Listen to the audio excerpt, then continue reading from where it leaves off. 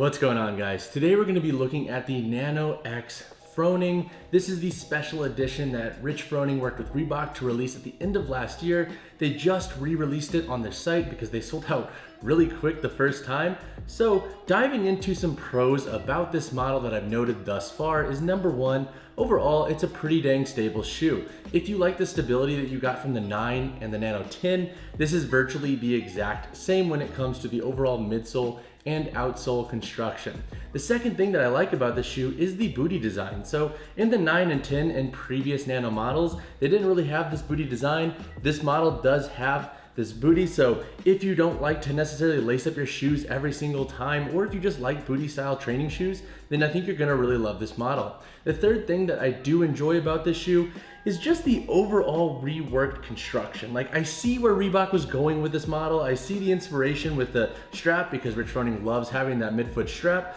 I see the back heel counter back here to prevent heel slip. And also they reworked the upper lacing system, which we'll get to in a little bit and talk more on.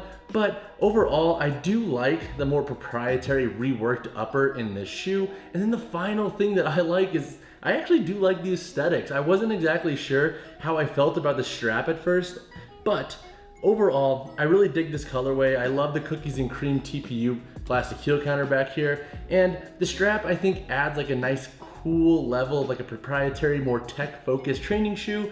But now let's talk about some cons I've noted with this model. All right, so 3 cons that I think are worth noting about this shoe is just the overall strap construction. So I do enjoy the strap from an aesthetics point of view. I like the idea of it, how it just allows you to slip your foot in and provide some security and some support. But with the strap right here, this guy just kind of hangs out and there's not a lot of Velcro there. So I've noted that when you do rope climbs and when you're sliding your foot into a rowing machine, it can kind of get hung up and clip this and actually kind of like pull it off. And I'm not too sure that this Velcro is gonna go the distance when it comes to just overall durability. And I worry that if you're training in more of like a dustier gym or like kind of like a dirtier gym or even outside, that the dirt is gonna get into the Velcro and kind of limit this strap's potential to even do its job. The second thing that I'm not a huge fan of with the shoe is just how heavy it is. It is a heavier model compared to previous Nano models. And do note, like, the 10 was pretty heavy. This model has a lot more material back here towards the midfoot and boot, so it is a bit heavier in nature. Definitely not my favorite shoe for conditioning and agility focused work.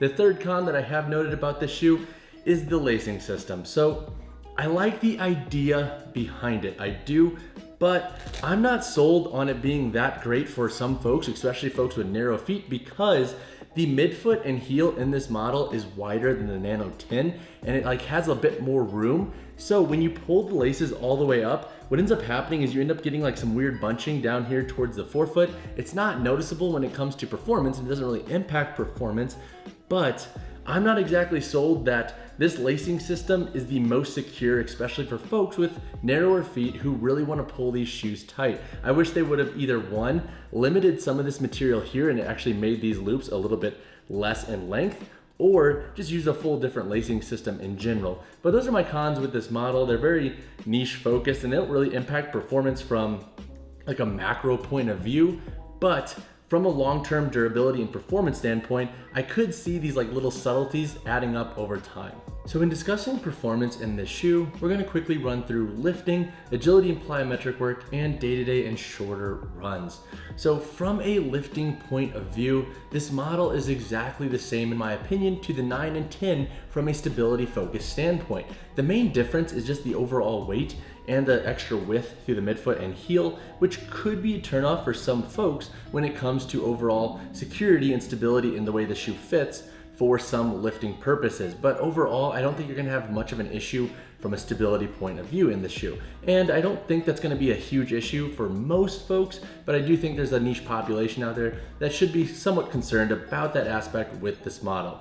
From an agility and plyometric standpoint, this model will get the job done, but with the extra width in the midfoot and boot and the overall extra weight, it's not my favorite model for this style of training. I like something that fits a bit more athletic and feels a bit more lightweight on the foot, and I don't really like having extra room back here in the heel when I'm focusing on ballistic movements or bounding activities. So from an agility and plyometric point of view, this will get the job done. but it's definitely not going to excel for those activities because of some of the niche construction aspects of this model. On a day-to-day basis, this model is, it's okay. It's what you'd expect from a more stable cross trainer. You can wear it for day-to-day wear, but might not be the most comfortable because it is pretty stable throughout and heavy. So it's probably not going to be your best bet for just daily wear. However, you can wear it on a day-to-day basis, no doubt. And then on a shorter run basis, it feels very similar to the Nano 10 from a responsive standpoint up here in the forefoot. But I will say with the extra weight, I'm not a huge fan of this model for shorter runs. I wore it for one of my warm-up runs before my leg session the other day, and I'm not really a big fan. I'm not sold on the extra material back here in the boot and the midfoot, plus just the overall heavyweight nature of it is not really a plus for running purposes. All right, so now the question is this model worth it? Should you invest? Look, it does have a higher price point at $150 USD, but I do think if you are a Rich Froning fan and you like owning exclusive, like more proprietary cross-training shoes, then I think this model is worth it. Across the board, it does perform pretty dang well. Is it going to excel in some activities? No.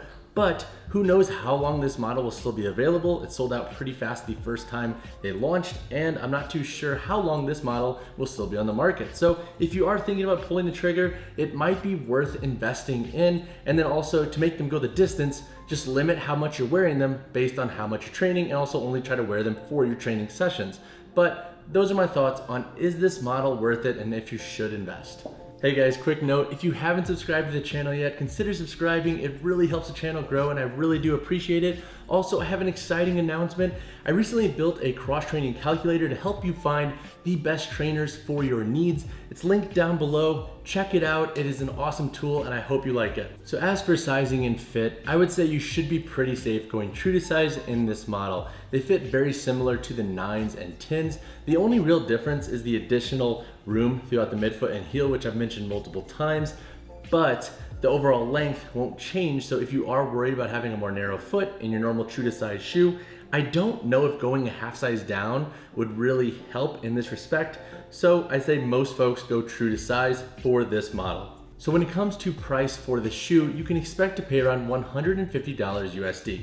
Now that is definitely more expensive for a cross-training shoe, but you're paying for that more proprietary and exclusive drop with that Rich Froning Nano 10 collab. So it's hard to really front the price because it is an exclusive drop, but also it's definitely not the most budget-friendly Nano on the market. If you're not worried about having this kind of more proprietary training shoe, then I would definitely say look at other models that fit your budget a bit better. Guys, let's go over the construction of the Reebok Nano 10 Froning. So up here on the toe, we have an extended outsole layer that comes up here. We have a mesh upper. We have a reinforced material here on the big toe. Good sign for just overall reinforcement of where we want stability here in the upper big toe, but also having a bit of a durability focus there for toe dragging movements.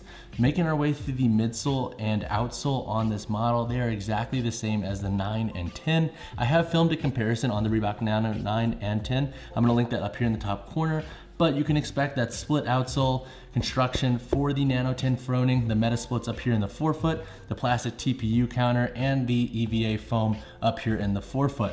Now, making our way to the midfoot and the back boot, because this is where it really differentiates from the traditional Nano 10, is we have a strap that goes across. So we have like a nylon-ish like cloth material here on the inside and a rubber material on the outside of the strap.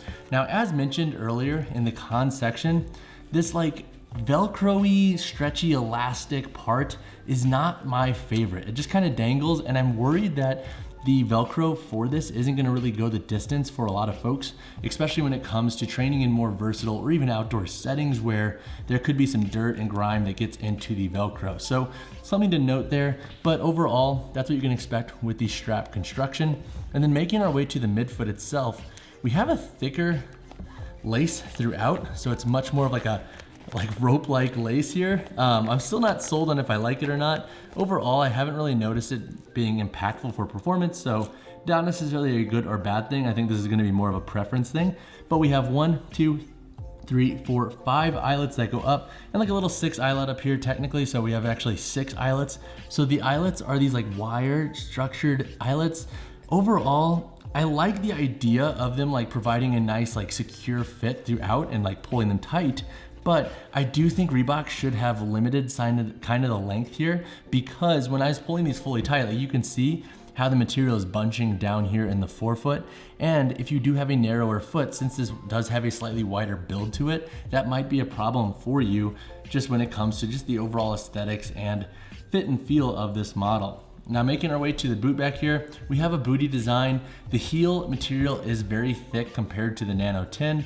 The Nano 10 had a decently thick heel, but this heel is much more thick. There's a lot of material that goes throughout here. And then making our way back here to the heel itself, we have a plastic counter, which I actually do enjoy for preventing heel slip. The only thing there is like, it does look kind of gaudy in my opinion, and like having a flatter strap might have been a bit cooler in that regard. And we do have a heel pull back here, or a loop to help pull that heel on. So when it comes to getting this booty on and off, I don't think you're gonna have any problems in this model. And then making our way all the way back here to the heel, we have a little heel counter back here. It's not necessarily plastic, it's more of like a reinforced leather-ish material.